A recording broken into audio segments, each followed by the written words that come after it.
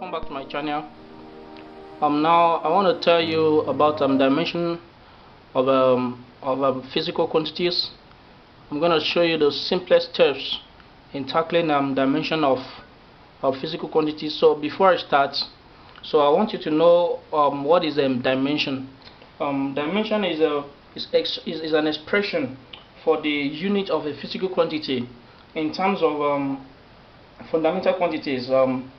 In terms of fundamental quantities, and what are these fundamental quantities? We have three basic fundamental quantities that we use mostly in dimension, and these fundamental quantities are mass, your mass, you have your length, that's your distance, length, and you have your time. And we represent this mass. You know the unit of mass is kilogram, but we represent this mass as capital M, and your length or distance as your capital L, and your your time as T. These are the fundamental quantities that we use in representing the dimension or unit of a physical quantity. Now I'm gonna show you the dimension of some physical quantities. Like you have your area. We know area is length times breadth, and your breadth is also a length, so you have your L times L, which will now give you R square. Now your volume, because you need these basics in order to go further in the dimension of other physical quantities. So you have your volume, which is length times breadth times height. So you can also represent them all as L. They are all lengths. They are all distance from a point. So you have this to be L raised to power 3. Now let's go to velocity. So the dimension of velocity, you know, velocity is displacement, your displacement over time. So what is displacement? Your displacement is length. You can represent it as L, and your time as T. So now you can have this as L per T, L divided by T, L per T. This is the dimension of velocity. And you can have the dimension of acceleration too. Your acceleration, you know, your acceleration is velocity over the time taking. Now we have our velocity to be this, so you can just put your velocity L per T divided by T. So your acceleration now will be L per T square. That's your acceleration. So let's find the that of force, and you know your force is mass times acceleration.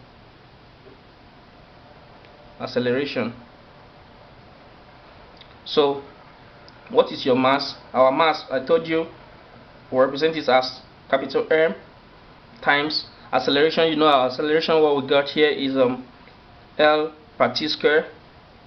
So now the dimension of force will now be M L per T square.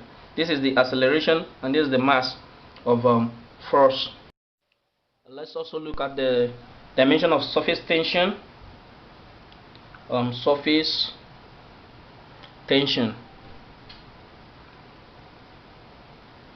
So what is surface tension? Surface tension is force over length. So you know our force is what? Remind me? Oh yeah, you get it. M L per T square over length. So here now we'll have our M and L divided by L. So our L is 0. because see here we have L divided by L, which is L. You can write it as this. So when you have 1 here, this one will be -1 because this one is coming here. So you have L 1 minus 1, so L equals to 0. So you have this here and per t square. So this is the dimension of surface tension. Let's look at another physical quantity. Let's look at gravitational constants. Gravitational constants. To get this gravitational constant is a derivation. You can get that from F equals to G m1 m2 over r squared. So making this G solve formula now, I believe you can do that. So you end up having your F r squared divided by m1 m2. So if you're having this now, I told you our force is what? ml per t square times L square. R is the distance, so L square divided by m. So you have your m times m. So this one now, okay, let's clean up the place so that we can have enough space. For this. Now we have this here now, so it will now be L per t square, ml per t square multiplied by L square and divided by m multiplied by m. We have our m square here. So having this now let's multiply this L square with this. We'll have m L raised to power 3 per t square divided by m square like this. So having this now m square, m divided by m square. Now we will have m per m like this, r raised to power 3 and minus t. So this is the dimension of gravitational constants. Let's quickly look at the dimension of pressure. I know the pressure is of course force over area. So I told you we got our force as L per t square, and our area, if you can remember when I was talking about the first dimension we found was area, which is L square. So having this now,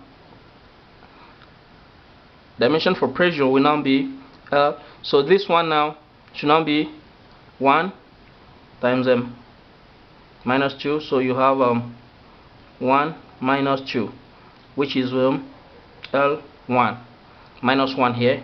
So you have this and this. This is the dimension of pressure. Let's quickly look at the dimension of radiant flux. And radiant flux is energy emitted